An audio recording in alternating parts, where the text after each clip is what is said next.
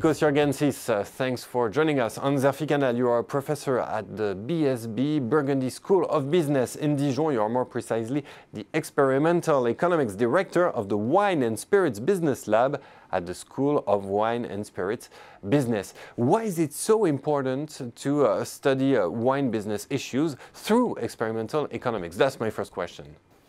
In fact, wine tasting has always been an experimental approach to tasting, perceiving the traits of wine. So it's a very good ground for what we are planning to add to this, which is the methodology of experimental economics.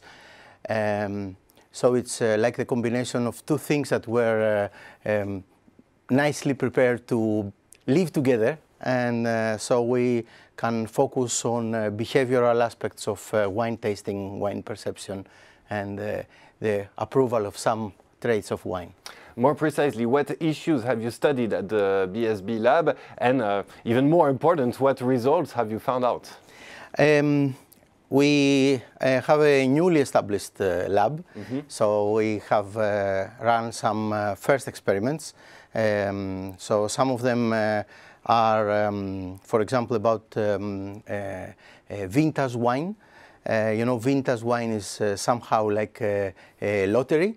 The longer you leave it, if it's good wine, the better it's probably going to become until a certain time, and then it goes bad. So it is a little bit combination between, for example, patience and taking the risk to wait a little bit more.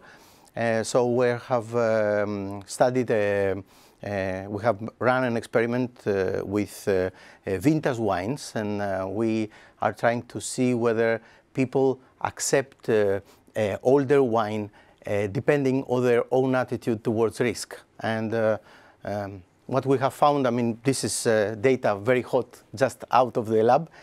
So we haven't written a paper yet, but what we have found is that on average, what we have found in the market for such wines, it's a little bit too expensive compared to what our subjects have declared as a willingness to pay.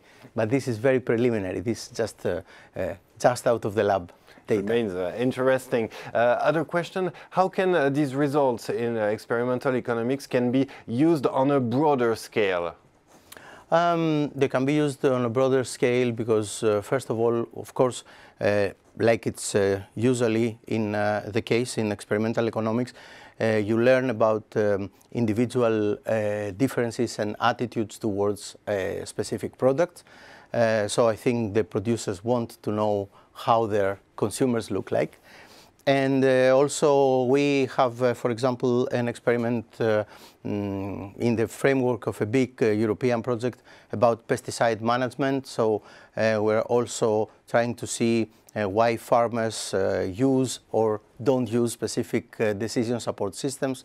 So our, of course, our results could be important for production and for consumption decisions. So there are a lot of applications that are possible in wine business with experimental economics. My personal guess is that there are more than we can even think at this moment, and this is why we will want to make this first phase of experiments to publicize them as better as possible, and then get people from the real world asking us questions and hopefully answer as many as we can.